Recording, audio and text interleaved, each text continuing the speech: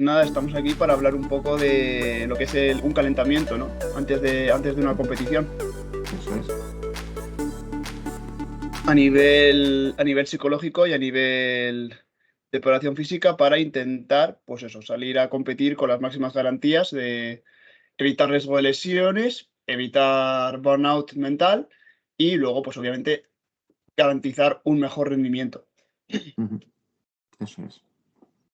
Si quieres, empezamos un poco hablando de los puntos nodales, ¿no? O de lo que es más central, ¿no? En distintos deportes, Ujú. porque luego al final entiendo que el tenis y el golf, por ejemplo, o el fútbol y el tenis, al ser deportes donde, sobre todo hablando de modalidad individual, cuando eres uno, no, ¿sabes? No es lo mismo calentar tú solo o calentar con un entrenador que calentar con 22 jugadores o 11 jugadores más, en caso de baloncesto, por Claro, ejemplo.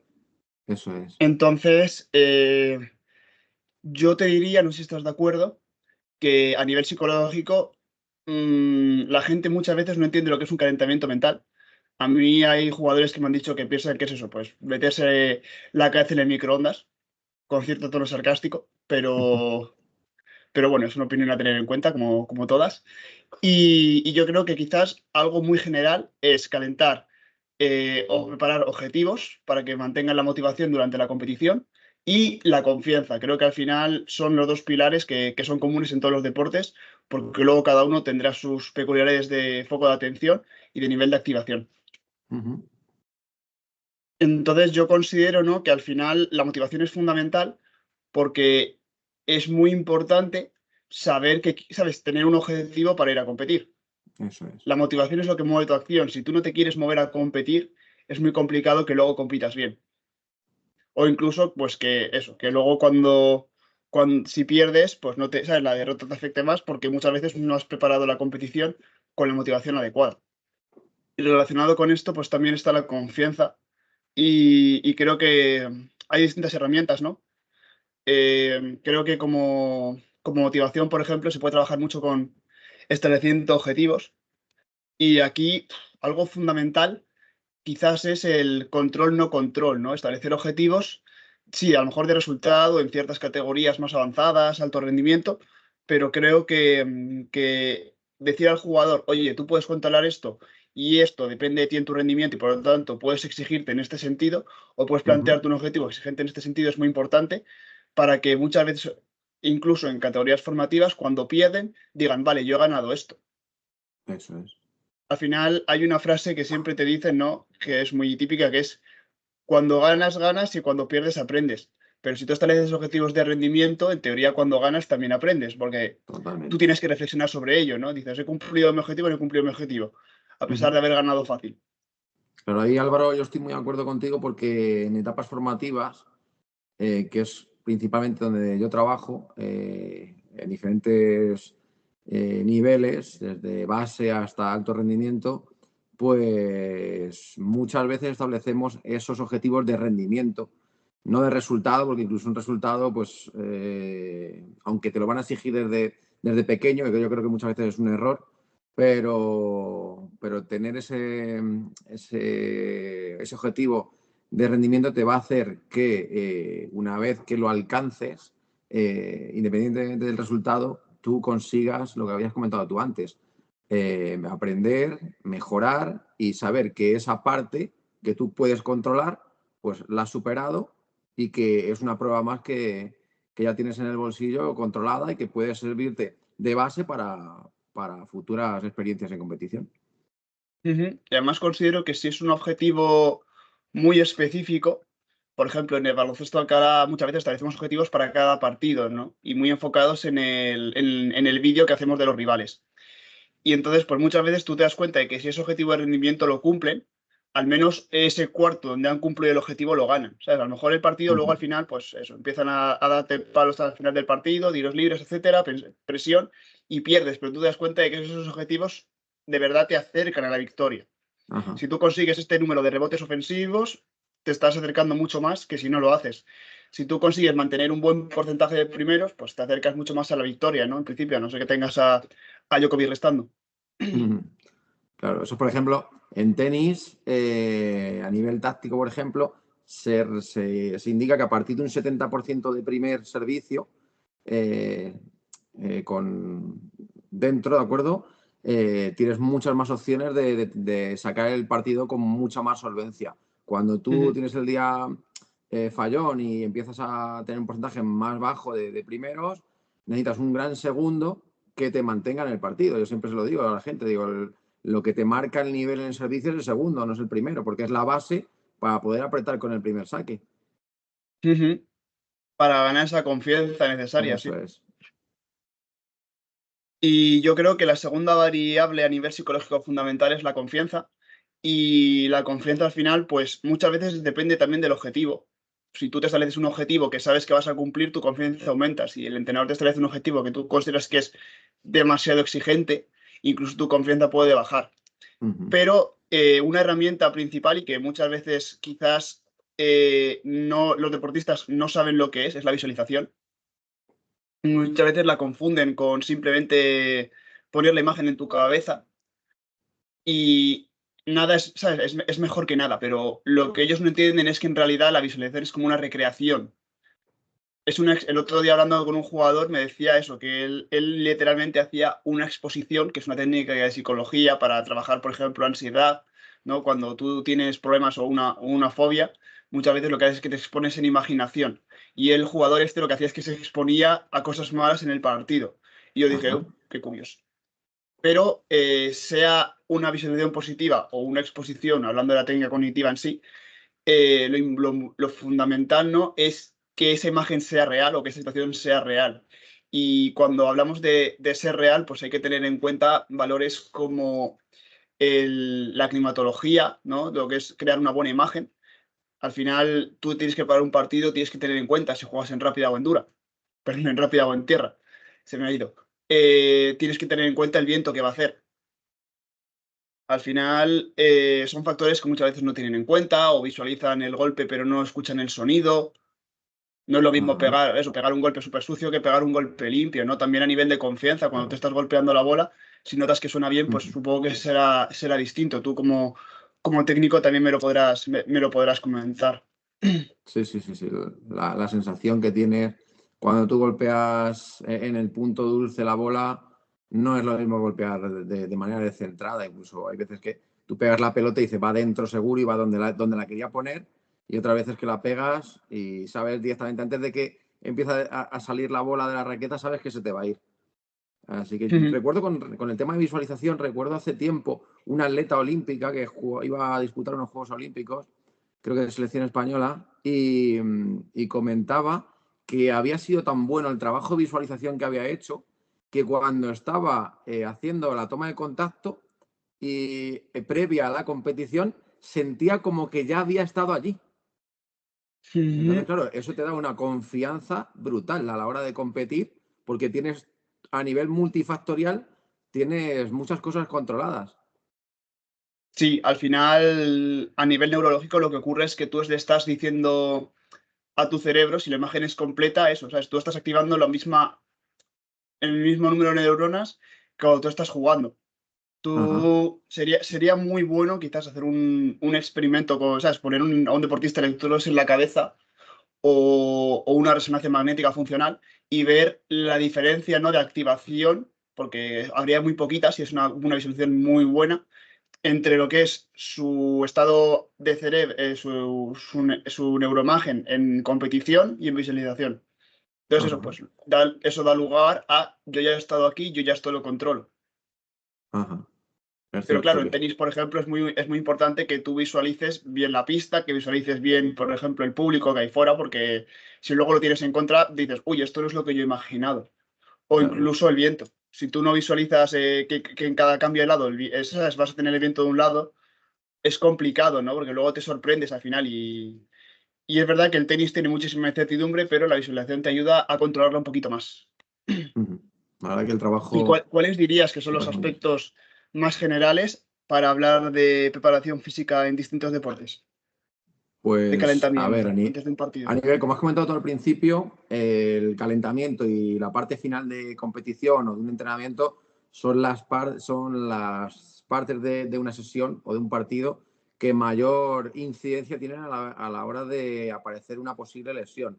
Ves, por ejemplo, no solamente en tenis, en un montón de deportes, que la gente llega a su situación de competición, entrenamiento, y directamente coge, por ejemplo, en tenis, coge la raqueta y empieza ya a pegar palos desde la línea de fondo sin ningún tipo de calentamiento, y ahí ya es cuando tenemos ese posible e incremental riesgo de lesión. Entonces, yo soy, y siempre me lo han comentado diferentes entrenadores, que trabajo bastante el tema del calentamiento. Luego la vuelta a la calma la hacemos un poco más light, pero sí que el calentamiento me interesa muchísimo. Porque, y se lo insisto, por ejemplo, cuando todos los deportistas que llevo, sobre todo de tenis y demás, que juegan a nivel internacional, pues saltan a pista, y yo siempre les digo que tienen que saltar sudando, ¿de acuerdo? Con un nivel de temperatura importante, ¿de acuerdo? Con un calentamiento previo de unos 25 o 30 minutos sin haber tocado todavía bola, tocar bola si puedes con un compañero previamente y luego saltar, porque al final luego vemos la televisión, partido, dos jugadores top y hacen el paripé 5 minutos tocando un poquito de bola previo al partido.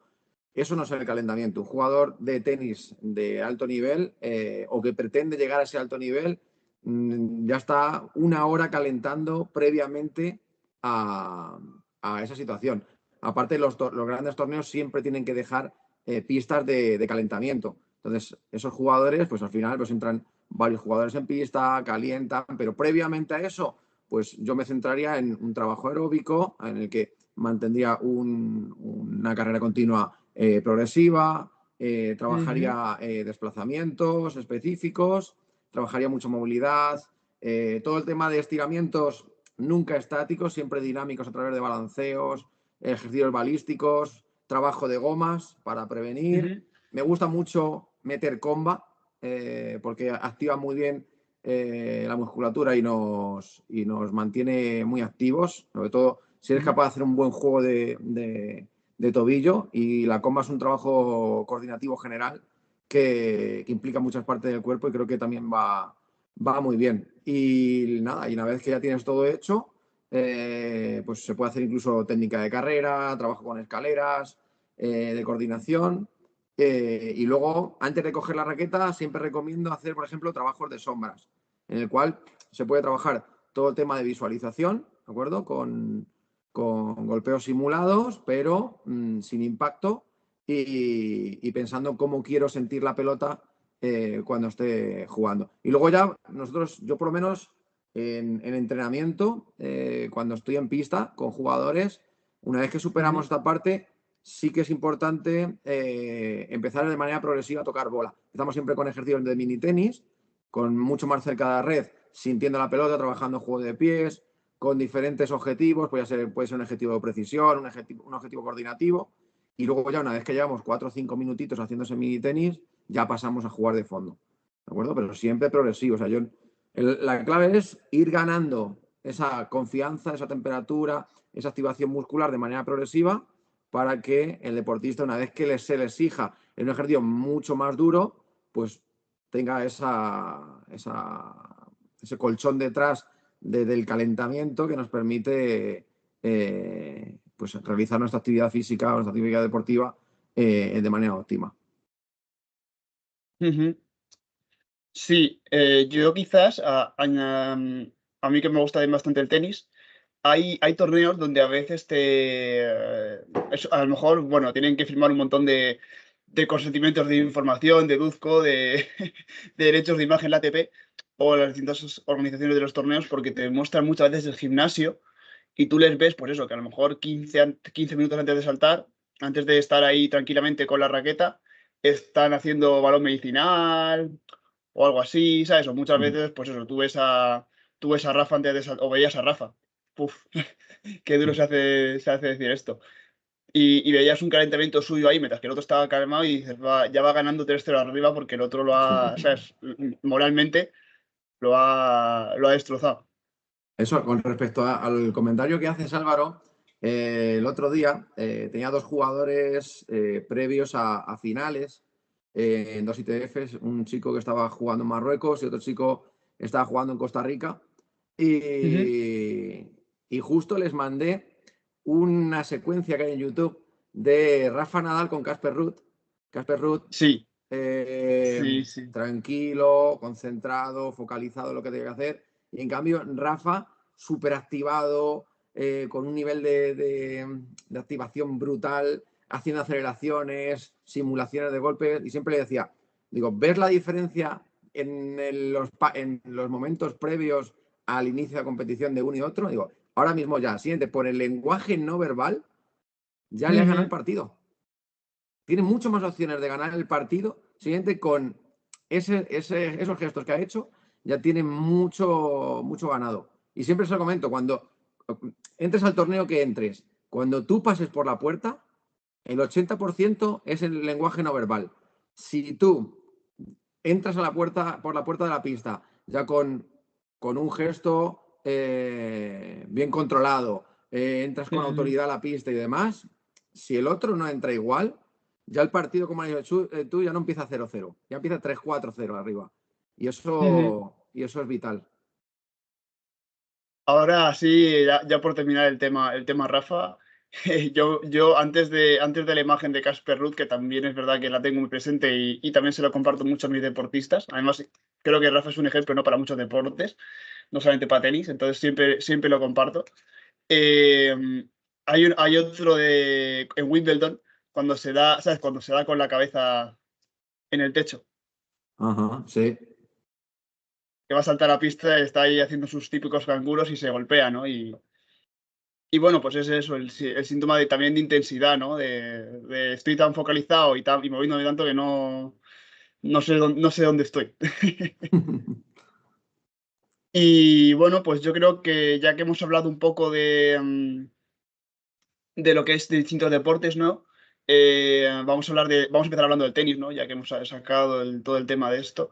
Yo creo que en tenis, principalmente, como tú bien has dicho, el nivel de activación es fundamental. Quizás establecería, ¿no? Que cada uno tiene su nivel óptimo y que al final es muy raro, ¿no? Que un jugador necesite un 2 en su escala de nivel de activación para salir, pero hay jugadores que, por ejemplo, entran en un 10 de nivel de activación y muchas veces los extremos no son buenos. Claro. Entonces, saber regular eso es fundamental, ¿no? Saber hasta en qué muchas veces yo lo explico con pulsaciones, ¿no? Al final, que tengan percepción de a qué velocidad ellos rinden bien y cómo tienen que alcanzar ese estado, ¿no? Al final, muchas veces, pues no puedes, la activación subirla es muy fácil porque puedes eso, moverte y ya está, pero bajarla al final requiere de, ¿sabes? La forma es la respiración, ¿no? Y muchas veces nivelar eso es fundamental. Yo he tenido jugadores pues, que antes de salir a lo mejor estaban nerviosos y han tenido que bajar su nivel de activación para llegar a su nivel óptimo. O sea, no solo subirlo en ocasiones. Ujú. Estaban sobreactivados y han tenido que relajarse. Claro, Y luego aparte, creo que la concentración también es fundamental, ¿no? Saber a qué te expones en tenis, los estilos atencionales de Ni y de Fer son fundamentales, ¿no? Saber que tienes que al final cambiar mucho el foco ¿sabes? De mirar la pelota a tener, ¿sabes? A tener protección de eso, del viento que hace, por ejemplo, antes de sacar, ¿sabes? ujú, De dónde está el sol, todo ello, ¿sabes? Incluso luego llegar a golpear y buscar sensaciones, ¿no? ajá. Tienes que hacer un cambio de foco súper rápido, sobre todo a la velocidad a la que se juega, ¿no? Que los intercambios son muy cortitos. Y creo que tener esa capacidad, ¿no? Es fundamental y requiere de un entrenamiento previo que muchas veces los jugadores no incluyen en ese calentamiento físico, Ujú. como parte de ese calentamiento mental. Luego creo que al final, pues, no sé si quieres añadir algo respecto a la preparación física específica antes de saltar a pista. Yo creo que al final sí que, como has metido el tema de las sombras, que se pueden utilizar en muchos deportes, pero Ujú. creo que está bastante completo el tema del tenis. Ok. Con el tema del cambio de foco, yo lo explico muchas veces cuando estamos sacando, con las diferentes fases el de preparación del servicio. Entonces, siempre es un foco interno, sintiendo la bola, como por ejemplo cuando estaba Djokovic, para controlar bien los tiempos, que te botaba la bola 17 o 19 veces justo antes de sacar en sus primeros años de competición. Y ahí controlaba un poco los tiempos, un foco muy interno. Y luego, una vez que ya unes la raqueta con la bola y vas a empezar todo el momento de preparación, el foco externo se agranda para ver la posición del jugador en ese momento y por dónde le puedes hacer daño y visualizar la jugada que tú quieres hacer. Yo creo que yo he jugado a Claro, nivel amateur y eh, demás, y cuando tú eres capaz de visualizar lo que tú quieres hacer y al ejecutar sale justo lo que tú querías, yo creo que el nivel de satisfacción a mí me genera muy buena energía. Y me da muchísima confianza para afrontar ya el siguiente punto, porque he sido capaz de controlar lo que yo quería hacer en un plano mental, he conseguido llevarlo a un plano práctico. Así sí. que... Ahí al final creo que a lo mejor no nos tocaba hablar de esto hoy, pero bueno, siempre al final toda aportación es buena. Muchas veces del tema Djokovic quiero aportar que muchas veces lo hablo con los deportistas, ¿no? Dice, ¿tú por qué piensas que Djokovic bota la bola tanto? Y muchos me dicen, no, para calmarse sus nervios. Y yo les digo, ¿estás seguro de que Djokovic quiere calmarse sus nervios o quiere provocarle nervios al otro? Que es justo lo que tú comentabas, ¿no? Cuando no sabes cuántas veces te va a botar la bola y tú tienes un punto importante, tú quieres quitártelo ya de encima. Y él lo que te está haciendo es que rumies, ¿sabes? Que a lo mejor digas, voy a restar de esta forma. No, espérate, voy a restar de esta forma. Y al final no tengas claro muy bien cómo restar. Eso es. Es decir, al final lo que hace es provocarte nervios a ti. Yo siempre lo explico con un ejemplo porque muchas veces tengo deportistas de rendimiento, pero siguen, yo apuesto mucho por la carrera gradual y siguen teniendo que hacer exámenes, etcétera. Y yo les digo, si tú tuvieras que hacer un examen y te dijeran, como te pille estudiando a lo largo del día, te suspendo, ¿cuándo preferías tenerlo? ¿A primera hora para quitártelo de encima o al final? Y todos te dicen, a primera hora. Pues yo creo que lo que te provoca es eso, te alarga esa espera y te provoca mucho nervio. Y luego creo que el saque, justo lo que ha dicho, es el ejemplo perfecto de cómo se pasa en los distintos focos atencionales, en los 4, para acabar, pues eso, en un estrecho externo golpeando la pelota. Pero se Ajá. pasa por los 4.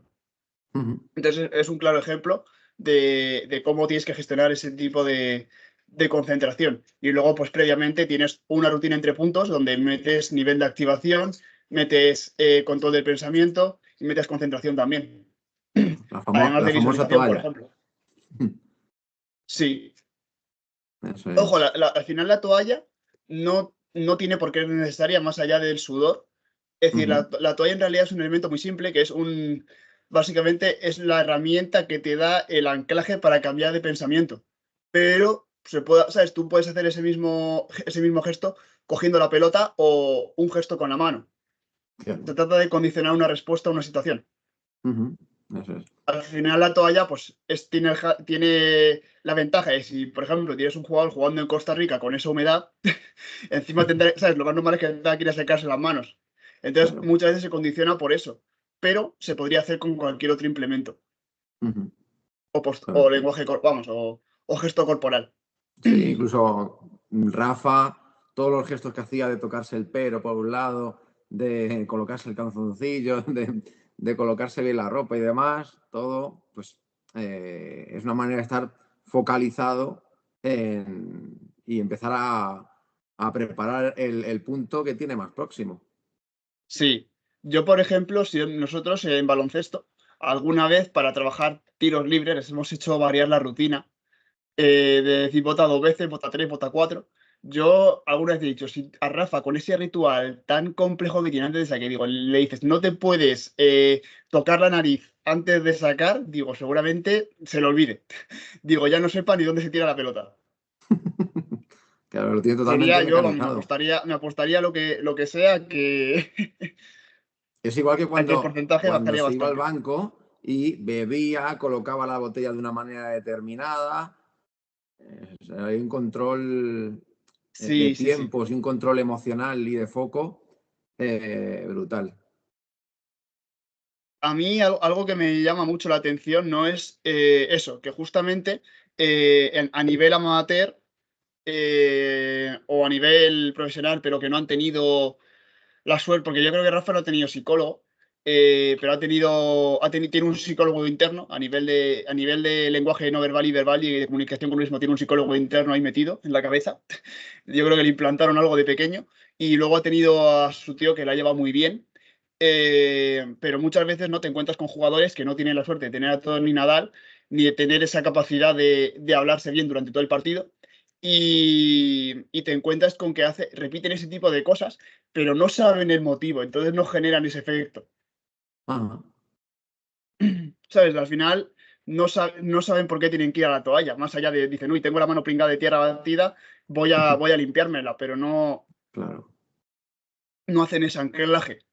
Ujú. O al final no entienden, muchas veces eso, no entienden, ¿no? La ventaja de ser positivo.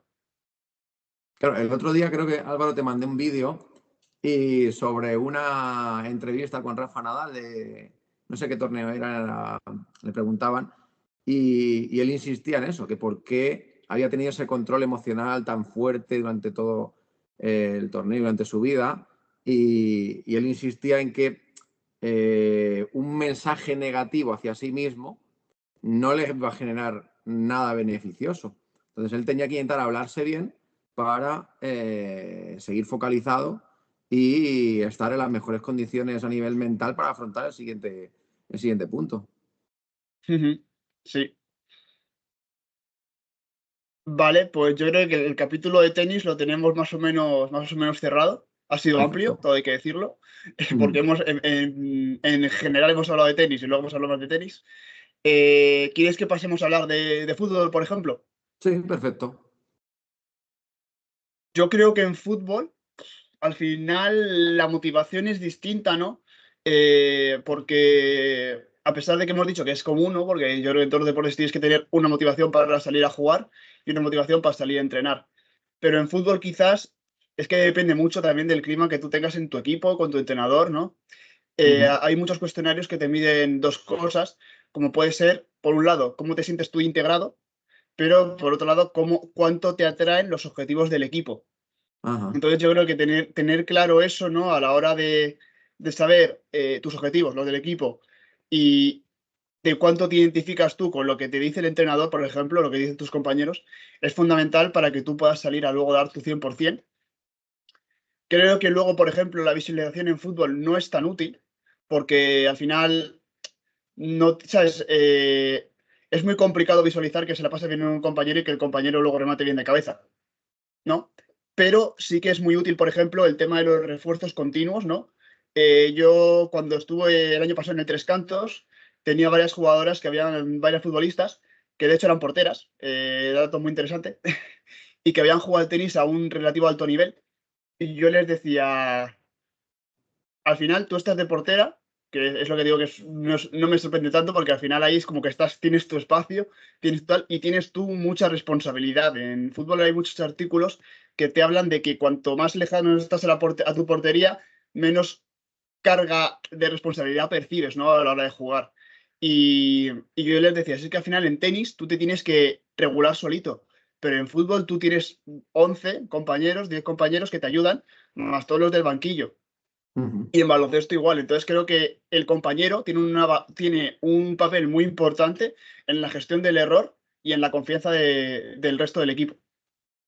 Y quizás, pues eso, sí que creo que el calentamiento, al final es lo que tú dices, ¿no? Lo específico es distinto, y, pero creo que es lo mismo, ¿no? Saber regular ese nivel de activación y saber que la concentración tiene que ser mucho más prolongada.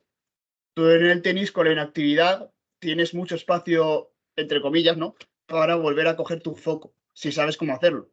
Ujú. Pero en fútbol no, en fútbol al final ¿sabes? Las pausas, quitando el descanso, son muy cortitas. Un Claro. saque de banda, un tal, y no te da tiempo a poder regular todo eso. O sea, tienes que hacer una interpretación del error mucho más, ya está, fuera. No te da tiempo ni a pensar en lo que has fallado porque ya el balón está rodando. Claro. Lo que pasa Tú es que en sí que es fútbol, cierto, como... sí que es cierto, Álvaro, que un error en fútbol cuesta un partido y un error en tenis es solo un punto. Sí, Entonces, lo cual que también depende de cuándo se produzca ese error y ese punto. claro, ¿De acuerdo? No lo digo claro, claro. perder una ventaja una ventaja que tienes o un punto de break para el otro jugador en el primer juego que perderlo en el juego que te cierra el partido. Ujú. Entonces, sí que es cierto que hay. Y la labor, yo creo que del líder, incluso del líder por líneas, ¿de acuerdo? El líder de la defensa, cómo te arropa cuando tienes un problema, cómo te hace una cobertura, cómo te intenta animar si has tenido un pequeño fallo. Creo que hay diferentes roles dentro de un gran equipo de 11 jugadores y de 25 fichas que tiene al final un equipo profesional o un equipo grande, incluso amateur también, y que esa labor del líder que arropa, que aúna objetivos y que hace que todo el equipo luche por conseguir lo mismo, creo que es vital. Y ahí también la labor del entrenador es tremenda porque es el gran cohesionador de ese grupo. Sí, sí, sí. Quizás eso, yo te preguntaría ahora, porque estoy completamente de acuerdo, al final acabamos moviendo al tenis porque es el deporte que más nos gusta. Yo te hablaría quizás, ¿no?, de que muchas veces lo que has comentado tú, ¿no? Incluso el propio Djokovic, el número de botes que él plantea en cada punto depende de si él considera el punto neutro o importante, ¿no? Entonces, pues eso, un 0-0, el primer punto a lo mejor del partido, para él no es importante, por lo tanto bota 6 veces la bola. Ahora, un 30-40, 4-5, pues ahí sí que bota la bola bastante. Pero es una interpretación que hace él del momento que tiene, ¿no? Claro. Al final no es una rutina con mucha intención y planificada previamente.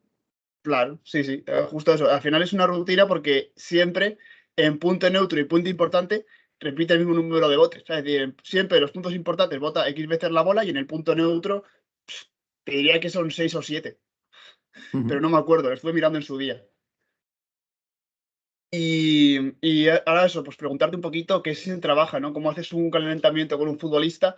Quizás porque al final el calentamiento siempre lo dirige un preparador físico, ¿no? Casi todos los equipos tienen un preparador físico a un nivel alto o un entrenador que más o menos ha visto muchos vídeos de la liga y mete mucho tal, pero quizás, igual que en tenis sí que está esa cámara interior que a veces ves a los jugadores en el gimnasio viendo lo que hacen, yo creo que en fútbol no.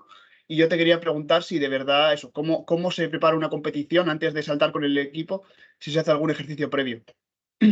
Pues en principio, por lo que podemos ver en partidos de primera, de segunda división, bueno, están metiendo las cámaras últimamente en vestuarios, pero bueno, ahí ves mucha concentración y ves los jugadores que se están cambiando, que están intentando activarse, motivar. Siempre está el líder que intenta motivar un poco a sus compañeros, pero luego cuando saltan al campo, pues sí que ves que van haciendo, pues igual que un poco como el tenis, un calentamiento progresivo a nivel de carrera continua, a nivel de que va evolucionando a movimientos muchos más explosivos.